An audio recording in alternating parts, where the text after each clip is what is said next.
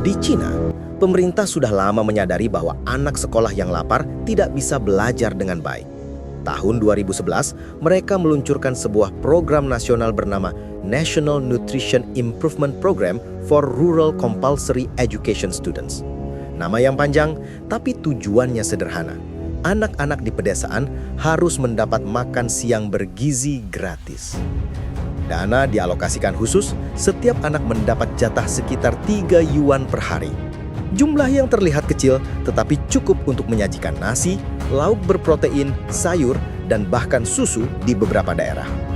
Program ini bukan sekedar bagi-bagi makanan, melainkan strategi pembangunan jangka panjang. Bahan makanan dibeli langsung dari petani lokal. Dengan begitu, selain anak-anak kenyang, para petani juga mendapat pasar tetap. Inilah bentuk kebijakan yang menyentuh dua sisi sekaligus. Kesehatan generasi muda dan kesejahteraan masyarakat desa. Menu tidak dibuat seragam. Anak-anak di Tibet yang hidup di dataran tinggi dingin mendapat makanan berkalori lebih tinggi, sementara anak-anak di Guangxi yang dekat laut lebih sering diberi ikan. Standar gizi nasional ada, tetapi daerah bisa menyesuaikan. Pengawasan dilakukan serius. Universitas dan laboratorium dilibatkan untuk meneliti kandungan gizi. Sekolah diwajibkan menempelkan menu di papan pengumuman sehingga orang tua tahu anaknya makan apa hari itu. Kalau ada yang melenceng, masyarakat bisa langsung memprotes. Hasilnya nyata. Data menunjukkan angka anemia menurun, rata-rata tinggi badan meningkat, dan kesehatan anak-anak pedesaan membaik. Semua itu bisa diukur dengan statistik, bukan sekedar klaim politik. Apakah program ini bebas masalah? Tidak juga. Ada penyimpangan dan korupsi kecil tetapi tidak sampai merusak fondasi program. Karena sistemnya sudah kuat, penyimpangan bisa segera dikoreksi. Cina butuh lebih dari 10 tahun untuk membangun dan menyempurnakan program ini. Mereka tidak terburu-buru, tetapi menapaki tahap demi tahap. Ada perencanaan, ada evaluasi, ada pengawasan. Program ini bukan hanya urusan makan siang, tetapi strategi nasional. Mereka melihat gizi anak sekolah sama pentingnya dengan teknologi, infrastruktur, atau pertahanan. Anak sehat adalah investasi masa depan bangsa. Orang tua percaya pada program ini karena bisa melihat bukti langsung. Ada menu yang dipublikasikan, ada standar gizi yang jelas, dan ada pihak independen yang mengawasi. Transparansi ini membuat publik merasa dilibatkan. Bayangkan, negara dengan lebih dari 1 miliar penduduk. Tanpa sistem, program sebesar ini pasti kacau. Tetapi dengan disiplin, mereka bisa mengatur hingga jutaan anak sekolah mendapat manfaat yang nyata. Kekuatan program bukan hanya di jumlah dana, tapi di cara menggunakannya. Uang tidak berhenti di laporan, tapi benar-benar berubah menjadi makanan sehat di piring anak-anak. Inilah pelajaran utama dari Cina. Keberhasilan datang bukan dari janji, tetapi dari konsistensi dan ketekunan. Dari satu piring sederhana, lahirlah generasi yang lebih kuat. Mereka tidak membangun program ini untuk headline media. Mereka membangunnya untuk masa depan. Itulah yang membuat hasilnya terasa nyata. Apakah semua orang puas? Tidak sepenuhnya. Tetapi bahkan kritik di sana tetap pada jalur perbaikan, bukan soal mempertanyakan eksistensi program itu sendiri. Cina tahu bahwa membangun generasi sehat tidak bisa dilakukan dengan terburu-buru. Butuh kesabaran, butuh sistem, butuh pengawasan. Anak-anak di sana mungkin tidak tahu nama panjang program ini, tapi mereka tahu setiap siang ada makanan bergizi yang menunggu.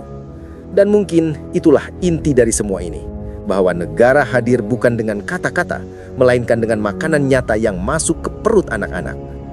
Pertanyaan yang tersisa adalah, apakah Indonesia siap mengambil jalan yang sama, atau sekedar mengambil judul programnya tanpa sistem di belakangnya? Indonesia pada 2024 memperkenalkan program makan bergizi gratis.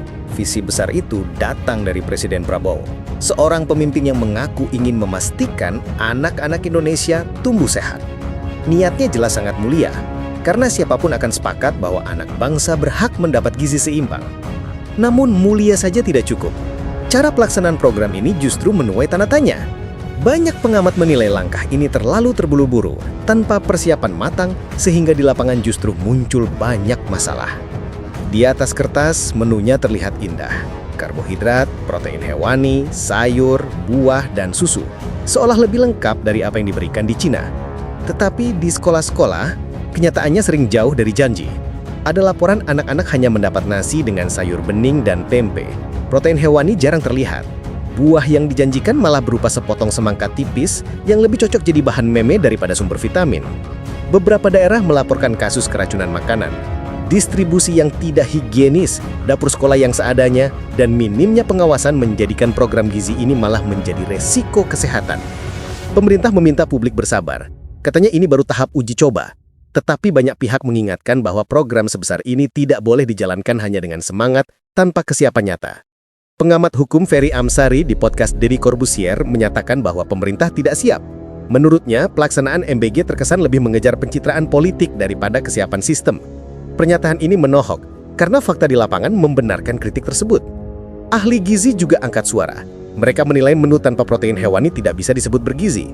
Gratis boleh saja, tapi harus tetap sehat. Memberi makan anak bukan soal mengisi perut, tapi soal membangun kualitas tubuh dan otak. Ekonom lebih sinis. Dengan anggaran ratusan triliun, mereka bertanya apa hasilnya. Apakah ini akan menghasilkan generasi emas atau justru generasi anemia? Uang besar tanpa sistem bisa berakhir jadi pemborosan. Masyarakat menyalurkan kekecewaan lewat media sosial. Foto menu makan bergizi gratis yang sangat sederhana jadi bahan candaan. Ada yang menulis, biar tipis yang penting gratis. Humor ini pahit tapi mencerminkan rasa frustasi publik. Janji bahwa bahan pangan akan dibeli dari petani lokal ternyata belum sepenuhnya berjalan. Banyak daerah masih membeli melalui tengkulak. Petani tidak merasakan manfaat, anak sekolah tidak mendapatkan gizi maksimal. Perbandingan dengan Cina menjadi jelas. Mereka butuh 1 dekade membangun sistem. Indonesia baru beberapa bulan sudah menuai masalah. Cina penuh data keberhasilan. Indonesia penuh meme semangka tipis. Apakah program ini sepenuhnya salah? Tidak. Niat Presiden Prabowo sangat baik. Ia ingin anak-anak sehat. Ia ingin masa depan bangsa lebih kuat. Tetapi niat mulia tanpa persiapan matang hanya menghasilkan program yang timpang. Pertanyaan besar muncul. Mengapa program sebesar ini diluncurkan dengan terburu-buru? Mengapa tidak ada waktu untuk memastikan dapur sekolah siap, tenaga masak terlatih, dan mekanisme pengawasan independen berjalan? Kalau alasannya politik, maka kita sedang mengorbankan generasi untuk pencitraan. Kalau alasannya terburu-buru, maka kita sedang membuktikan bahwa semangat tidak bisa menggantikan sistem. Masyarakat tentu ingin program ini berhasil. Orang tua ingin anaknya mendapat makanan sehat, bukan sekedar nasi dengan semangka tipis. Anak-anak berhak mendapat yang terbaik karena mereka adalah masa depan bangsa. Ahli dan pengamat sepakat, MBG bisa berhasil jika ada perencanaan serius, transparansi, dan pengawasan. Tanpa itu semua, program ini akan jadi proyek besar yang kosong. Dan disinilah letak ironi kita. Sementara anak-anak di Cina tumbuh tinggi karena sistem yang konsisten, anak-anak di Indonesia justru tumbuh sabar menghadapi lauk seadanya. Niat Presiden Prabowo tidak perlu diragukan, karena niatnya sungguh mulia. Tetapi cara melaksanakannya masih jauh dari siap. Kita butuh program yang benar-benar matang, bukan sekedar janji besar yang terburu-buru. Pertanyaan terakhir untuk bangsa ini sederhana. Apakah kita benar-benar mau menyiapkan generasi emas dengan makanan bergizi, atau kita puas dengan semangka setipis tisu sebagai simbol keberhasilan?